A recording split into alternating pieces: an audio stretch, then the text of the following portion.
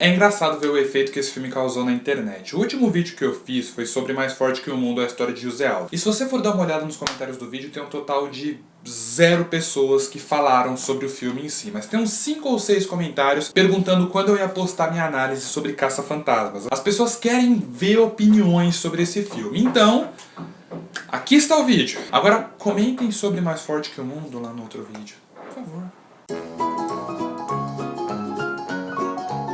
Sejam bem-vindos a mais um pós-créditos e no vídeo de hoje chegou a hora tão esperada de falar sobre o reboot do clássico de 1984 e um dos filmes, quem diria que esse seria um dos filmes mais controversos de 2016. Eu estou falando do novo filme de Paul Feig, estrelando Melissa McCarthy, Kristen Wiig, Kate McKinnon e Leslie Jones. Caça-Fantasmas. Caça-Fantasmas é um reboot do clássico de 1984, ou seja, ele se passa numa nova continuidade. Os dois filmes originais estão ali quietinhos no universo deles, e esse aqui começa uma história completamente nova que parte da mesma premissa, afinal é um reboot. No caso aqui nós temos 3 cientistas, que são Abby Yates, interpretada pela Melissa McCarthy, Erin Gilbert, interpretada pela Kristen Wiig, e Gillian Holtzman, interpretada pela Kate McKinnon. As 3 cientistas se juntam a uma funcionária de metrô chamada Patty Tolan, interpretada pela Leslie Jones, e juntas elas criam armas e formam uma equipe que vão derrotar fantasmas que começam a aparecer misteriosamente em Nova York. Eu não vou contar mais detalhes da trama. 3 cientistas que se juntam a um funcionário público e juntos eles formam uma equipe que vão derrotar fantasmas.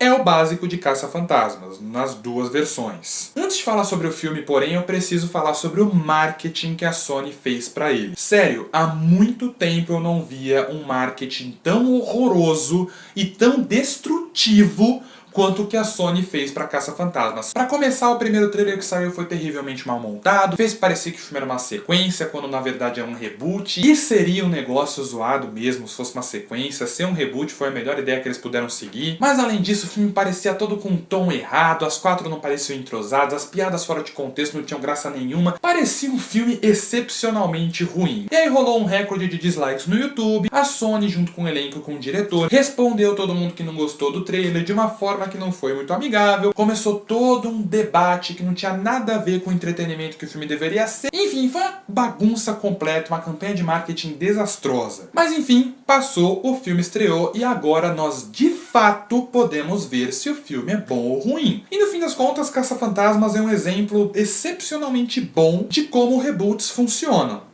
Se eles são bons ou ruins, aí já fica a seu critério. Ele é um exemplo de como reboots funcionam, porque veja bem, ele pega a estrutura do clássico mais ou menos e adapta ela para um filme atual, utilizam a exaustão efeitos visuais que não existiam na época que o filme original foi lançado, apresenta algo de novo e diferente em relação ao filme original, que no caso aqui é o elenco feminino, tem uma identidade visual que reverencia o original, mas está adaptada para os dias de hoje, tem várias referências à obra original e principalmente o maior update aqui que o filme de 2016 faz em relação ao de 1984 é o que todo reboot tem que fazer, independente do seu gênero. Reboots de filmes de ação e aventura precisam atualizar as sequências de ação e aventura daquela época para os dias de hoje. Reboots de filmes de terror precisam entender o que dava medo naquela época e o que dá medo hoje. E reboots de filmes de comédia precisam dar um update no humor. E foi isso que deixou muito fã antigo puto com esse filme novo. Foi porque ele trabalha com o tipo de humor dos filmes de comédia da atualidade. Porque veja bem, o humor dos anos 80, tanto dos filmes de comédia quanto dos filmes que tinham ali situações cômicas, mas que não eram comédias propriamente ditas, era um humor que puxava pro lado mais sarcástico, não era tão escrachado, né? Era um humor mais sutil,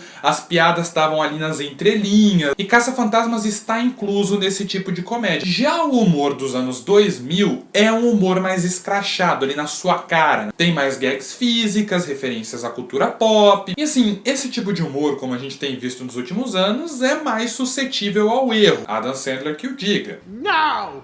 My bags are packed and there's nothing left to say! I spent the day at Felipe's picnic where I finally felt welcome! By everybody! Mas quando ele é feito por gente talentosa que sabe o que faz, ele tende a dar certo, ele tende a ser divertido. E Caça-Fantasmas é isso. Uma aventura simples e divertida de 2016. Me deixa muito feliz dizer que o filme funciona, ele não tá nem perto de ser a bomba que os trailers fizeram ele parecer ser. Também não é uma obra-prima da comédia, ele tem suas falhas que eu vou falar daqui a pouco, mas antes vamos falar das coisas boas, por favor. O maior trunfo do filme, como eu já esperava, é o elenco. As 4 atrizes principais e o Chris Hemsworth estão muito bem nos seus papéis. Por mais que o personagem do Chris Hemsworth tenha ali suas falhas, que eu vou falar daqui a pouco também, o ator está muito confortável no papel e as 4 atrizes estão muito confortáveis nos seus respectivos papéis.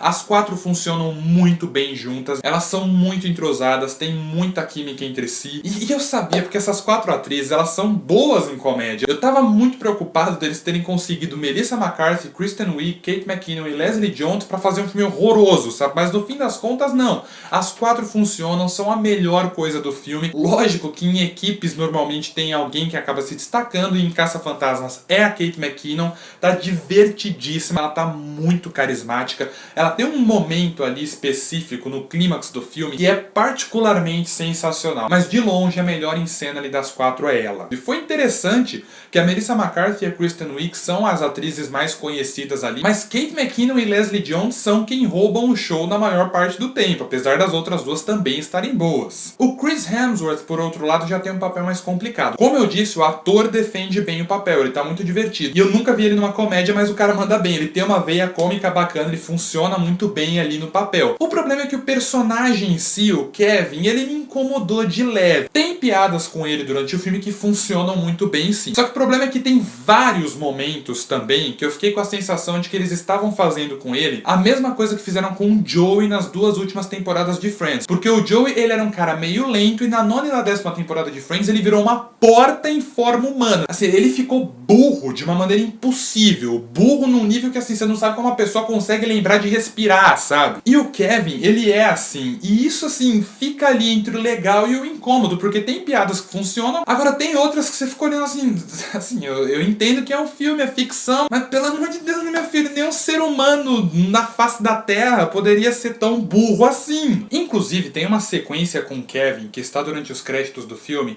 que nos créditos ali, completamente isolada do resto do filme, até consegue ser divertida, porque é um agrado ali nos créditos que você pode assistir, se você não estiver interessado você pode ir embora, mas ficou evidente que essa sequência toda que está nos créditos, ela estava na versão original do filme. E sem brincadeira, se essa sequência, que não é uma sequência pequena, estivesse na versão original do filme, eu acho que ele ia perder uns 2 pontos na nota final aqui. Porque é uma sequência que no filme, dentro do contexto ali do que estava acontecendo, ia quebrar o ritmo, ia ficar terrivelmente tosco. Nos créditos também é tosco, mas é aquele tosco divertido, porque tá completamente isolado do resto. Inclusive não é só essa cena que tem nos créditos, tem um monte de cena durante os créditos do filme e tem uma cena pós-créditos. Depois que tudo acaba ainda tem uma ceninha rápida e essa cena tem uma referência direta ao filme original. É uma referência bem legal que aponta ali o futuro da franquia. O filme também conta com várias participações especiais, algumas já eram esperadas por muita gente, outras são surpresas,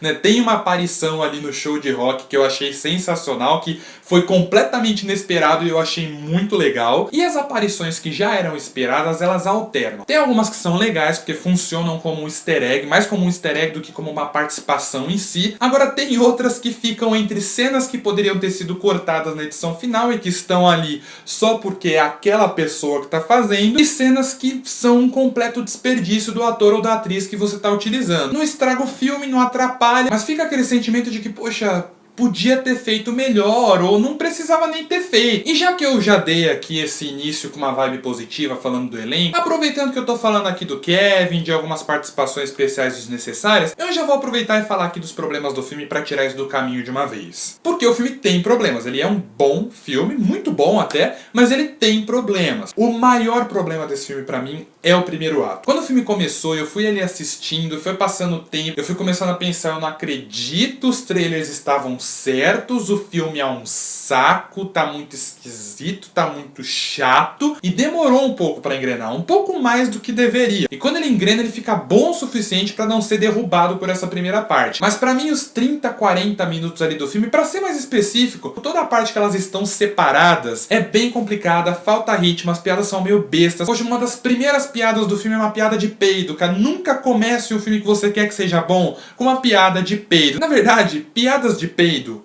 se possível, evite-as. E tava meio esquisito, o filme que tava meio que se tropeçando ali no ritmo. Eu achei ele bem fraquinho mesmo. A coisa começa ali a ser colocada no lugar quando as quatro se unem. Parece que o roteiro ele só tava precisando que as quatro finalmente se juntassem pra começar a trabalhar melhor as piadas, o ritmo do filme e ali tudo começa a funcionar melhor. Mas esse primeiro ato não tem como ignorar que ele é bem complicado. Mas aí, voltando pra vibe positiva do vídeo, o filme compensa esses problemas sim, com sequências divertidíssimas. A sequência do show de rock, toda ela, do começo ao fim, é sensacional, é muito divertida. Tem todo aquele clima simples, mas muito divertido de caça-fantasmas. Ela é engraçada, ela é divertida. O contexto da situação toda ali num show de rock é perfeito. Toda a sequência funciona muito bem, praticamente vale o filme. Essa sequência do show de rock e o clímax pra mim foram muito divertidos. Tem algumas coisinhas ali meio bestas no clímax, mas são duas sequências que eu achei particularmente sensacionais. Depois dessa sequência do show de rock, que consegue trabalhar muito bem tanto a aventura quanto a comédia, o filme segue maravilhosamente bem trabalhando esses dois elementos até o final. Enfim, Caça-Fantasmas tem aquela pitada de terror bem inocente no começo do filme, mas não demora muito pra deslanchar pra uma comédia com uns bons momentos de ação. É um autêntico filme de comédia do Paul Feig, ou seja, tem mulheres no papel central e utiliza um tipo de humor rápido e bem característico das comédias da atualidade. Um humor que, quando bem feito, pode render momentos muito legais. O elenco é maravilhoso e é de longe a melhor coisa do filme, com destaque pra Kate McKinnon e pra Leslie Jones, que arrebentam. Tem boas piadas, boas sacadas, principalmente entre elas, algumas gags físicas que não funcionam, outras que já funcionam melhor, efeitos visuais eficientes. O Kevin, que é um personagem que fica ali no meio termo, tem algumas piadas muito boas e outras muito exageradas. Rolam algumas participações especiais que não precisavam exatamente estar ali, mas estão e não atrapalham tanto. E como problema maior, tem o primeiro ato, que é todo engasgado, sem ritmo e demora um pouco pra fazer o filme engrenar. Não é exatamente um filme memorável, mas tá na cara que ele não tinha essa pretensão. A princípio, ele é um bom entretenimento, ele é um filme muito divertido ali pro momento, e provavelmente quando eu estiver mudando de canal, se estiver passando na TV, eu vou parar pra assistir. Se vai ser memorável, só o tempo e essa nova geração que está assistindo o filme agora que dirá. Mas que é um reboot eficiente, que consegue atualizar muito bem o filme original, sem desrespeitá-lo e tendo a sua própria identidade, isso ninguém pode negar. No fim das contas, Caça-Fantasmas é um filme nota 7,5. E este foi mais um pós-crédito. Se você já assistiu Caça-Fantasmas, comente aqui embaixo se você gostou, fale o que você gostou. Se você não gostou, fale do que você não gostou aqui embaixo, de forma educada, porque eu não sou obrigado a ler merda. Enquanto isso, eu vou ficando por aqui. Até o próximo vídeo. Falou!